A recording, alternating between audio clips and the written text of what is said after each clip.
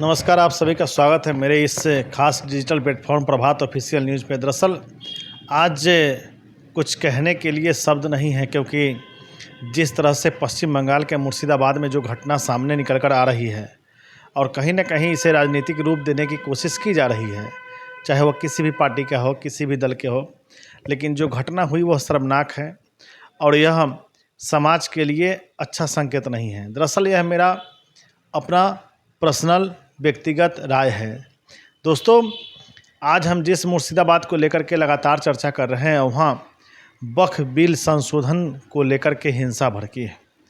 दरअसल केंद्र में गृह मंत्री ने साफ कर दिया था कि जो ये संशोधन है, इस संशोधन को हम ज़रूर करेंगे और संशोधन करके लोगों को बताएंगे। बीजेपी सरकार के लिए धारा 370 जो जम्मू कश्मीर का मसला था, उसको हटाने में न देर लगी और न कहीं हिंसा हुई।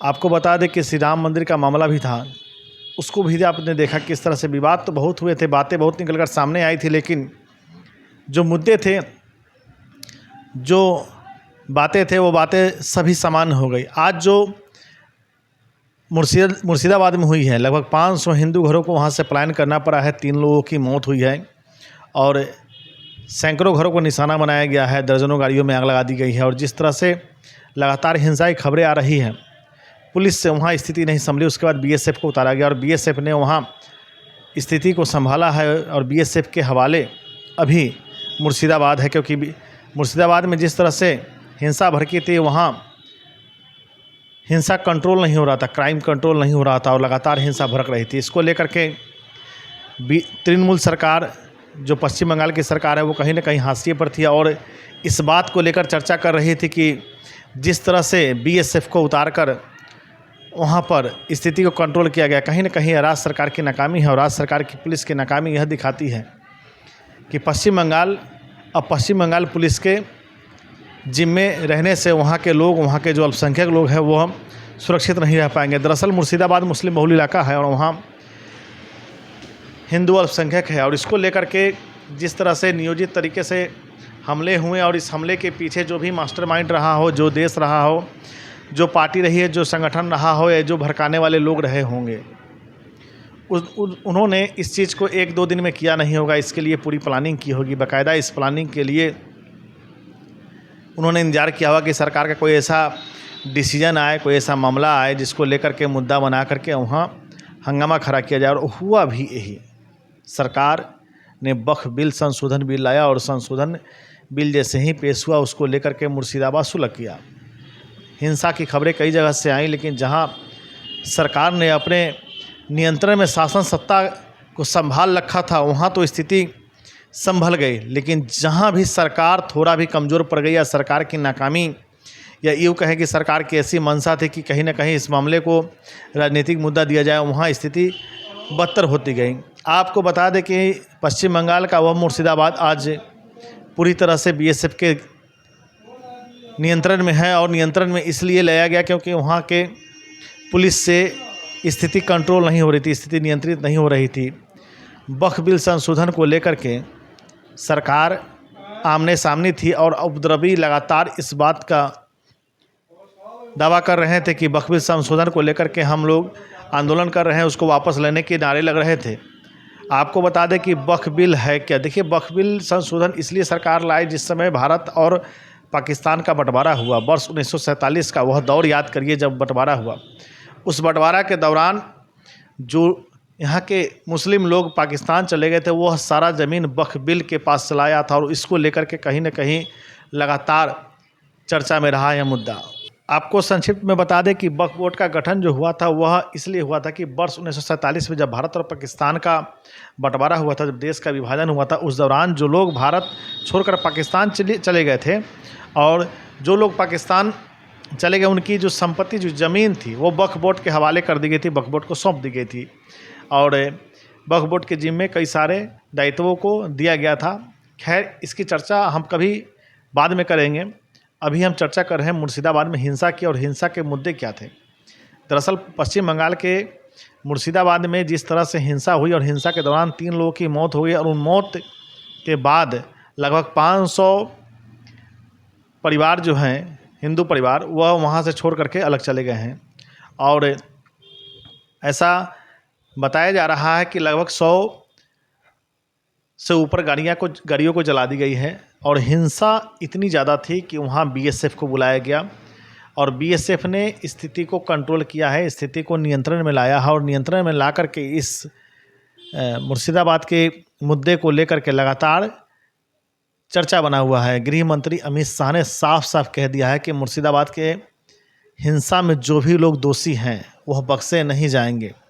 इस बात का आश्वासन गृह मंत्री अमित शाह ने लोगों को ज़रूर दिया है, लेकिन जो तस्वीरें निकल के सामने आ रही है वो कहीं ना कहीं चिंताजनक है। और चिंताजनक इसलिए भी है कि जिस तरह से बकबोल बिल में संशोधन किया गया और संशोधन को लेकर के सरकार का विरोध पश्चिम बंगाल में हुआ, मुर्शिदाबाद में हुआ, और मुर्शिदाबाद में हिंदू घरों को किस तरह से टारगेट किया गया वह बड़ा ही चिंताजनक रहा। और इस बात की चर्चा लगातार नेशनल मीडिया में लोग देख रहे हैं।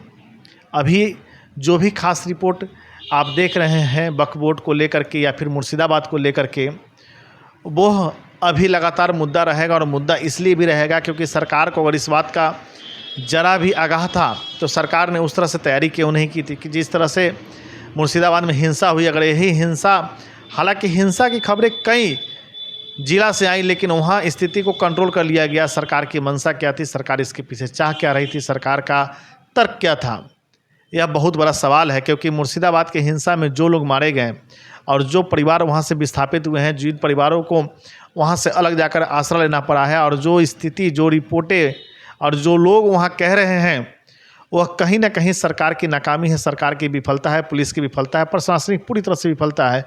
प्रशासनिक अगर वहाँ पर तैयारी होती और इस तरह का इनपुट प्रशासन को मिला और उस इनपुट के बाद भी यदि प्रशासन ने वहाँ स्थिति को नियंत्रण में लाने की कोशिश नहीं की तो यह बेहद चिंता का विषय है।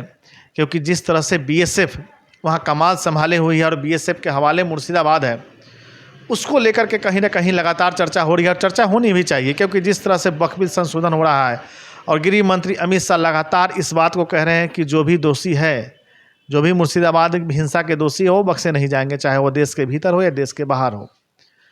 और इसको लेकर के सरकार और तृणमूल कांग्रेस जो वहाँ की स्थानीय सरकार है वह आमने सामने है। सरकार कहीं ना कहीं इसको राजनीतिक रूप देने की कोशिश कर रही है।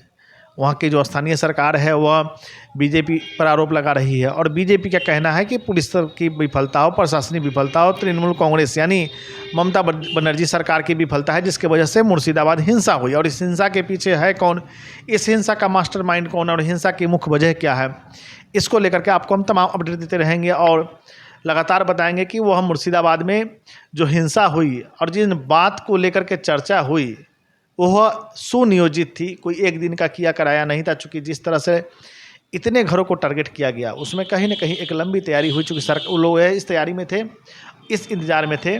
तैयारी इस बात की थी कि हिंसा होना है और तैयारी इंतज़ार इस बात का था कि सरकार कोई ऐसा निर्णय ले, सरकार संसद में कोई ऐसा काम करे या कोई आदेश दे जिसको लेकर के, जिसको मुद्दा बना करके हिंसा का उग्र रूप, हिंसक रूप दिया जाए।